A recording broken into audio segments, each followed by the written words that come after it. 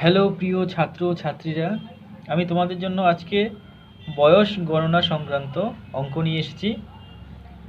এই ধরনের অঙ্ক চাকরির পরীক্ষায় খুবই আসে, তাই তোমরা যারা চাকরির পরীক্ষার জন্য প্রস্তুতি দিচ্ছ তাদের এই বয়স গণনা সংক্রান্ত অঙ্কগুলো শিখে নেওয়া খুবই দরকার। তো দেখো আমি তোমাদের জন্য কি অঙ্ক নিয়ে এসেছি। প্রথম অঙ্ক দেখো, বলেছে 7 বছর আগে পিতা ও পুত্রের বয়সের সমষ্টি ছিল 55 বছর।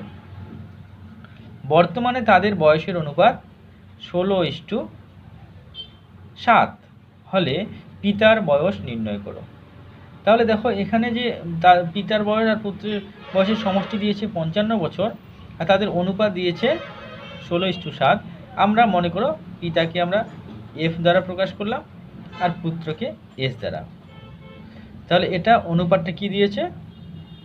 16:7। আর তাদের যে বয়সের সমষ্টি সেটা কত? 55 বছর। 55 বছর, এটা তো এখনকার না, এটা হচ্ছে কত? 7 বছর আগে। তাহলে দেখো 7 বছর আগে যদি 55 বছর হয়ে থাকে, তাহলে বর্তমানে কি হচ্ছে? তাদের যে বয়সটা আছে, পিতার বয়সও 7 বছর বেড়ে গেছে, পুত্রের বয়সও 7 বছর বেড়ে গেছে, তার মানে দুজনের মোট 14 বছর বেড়ে গেছে। তাহলে বর্তমানে তাদের বয়স কত হবে? এই 55 সঙ্গে 14 আমরা যোগ করে নিব, বুঝতে পারলে? তাহলে 14 আর 55 যোগ করলে 5 4 9 6, 69 বছর।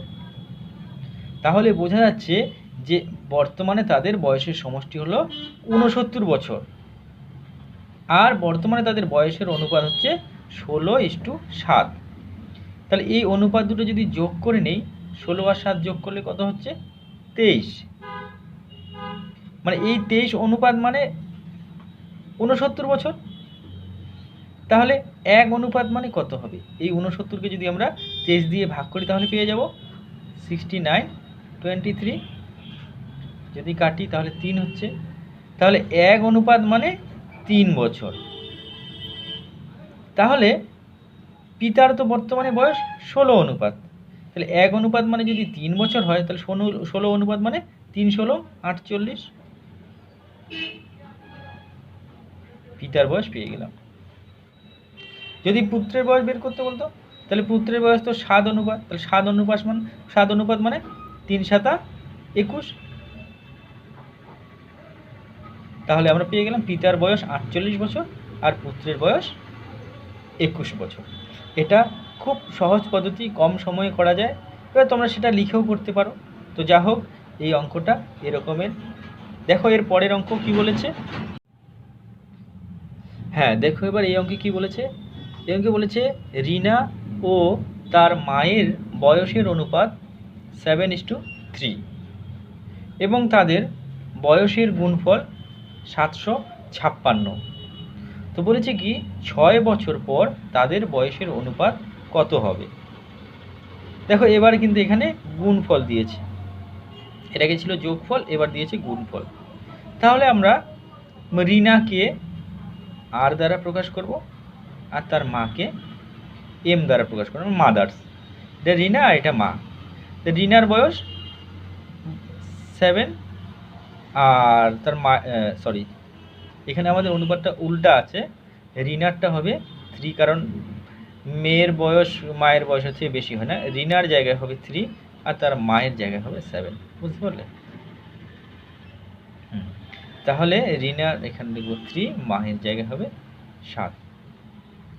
তো আমাদের এখানে বলেছি কি তাদের বয়সের গুণফল কত দিয়েছে? 756। তো যখন এ ধরনের অঙ্ক থাকবে, তোমাদের সবথেকে সহজ উপায়ে মানে নির্ভুলভাবে করার যেটা উপায় সেটা হলো এক্স ধরে করতে হবে। মনে করব রিনার বয়স হলো 3x বছর আর তার মায়ের বয়স 7x বছর। এবার এই দুটার গুণফল, তাহলে আমরা লিখতে পারি 3x × 7x = 756, বা x আর x গুণ করলে x স্কোয়ার সমান সমান 756/3 × 7 7 কাটাকুটি করি, 3 25 75 আর 3 দুগুণে 6, 7 দিয়ে যদি কাটি 3 7 21, 6 7 3 7 21, 6 7 42 অর্থাৎ 36। সুতরাং এক্স স্কোয়ার মানে 36, তাহলে এক্স সমান সমান কত হবে 6। এক্সের মান আমরা পেয়ে গেলাম 6 বছর। তো এক্স যদি 6 হয় তাহলে রিনার বয়স তো 3x মানে 3 গুণ 6, তাহলে রিনার বয়স কত হবে 3 6 18 বছর। আর তার মায়ের বয়স তো 7x, তাহলে 7 গুণ 6 6 7 42, তাহলে রিনার বয়স পেলাম 18 বছর আর তার মায়ের বয়স পেলাম আমরা 42 বছর। তখন প্রশ্ন হলো 6 বছর পর তাদের বয়সের অনুপাত কত হবে। 6 বছর পর মানে কি, এর বয়স 6 বছর বেড়ে যাবে, তাহলে 6 বছর পর রিনার বয়স হয়ে যাবে 18 আর 6 24, আর তার মায়ের বয়স 42 আর 6 48। তাহলে বয়সের অনুপাত 24:48, মানে কিছু ছোটো করি 24 হোক 24:24 গুণে 48, 1:2। এটাই হয়ে গেল অ্যান্সার। বুঝতে পারলে? তো আশা করি তোমাদের অঙ্কটা বুঝতে কোনো অসুবিধা হয়নি। এই ধরনের আরও নতুন অঙ্ক পেতে হলে আমার এই চ্যানেলটিকে সাবস্ক্রাইব করো, আর যাদের ভিডিওটি ভালো লেগেছে তারা অবশ্যই ভিডিওটিকে লাইক করো। কেমন?